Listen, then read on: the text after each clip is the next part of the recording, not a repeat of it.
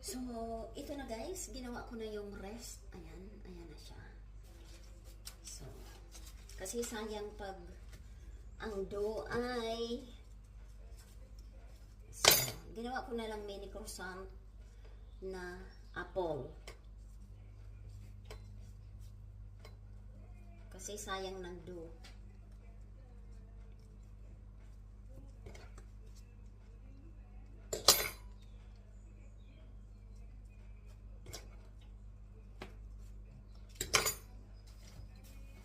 Ayan.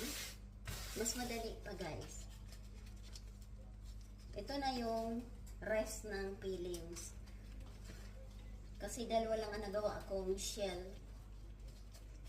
Apple shell. Pie. So, ginawa ko na lang croissant pie.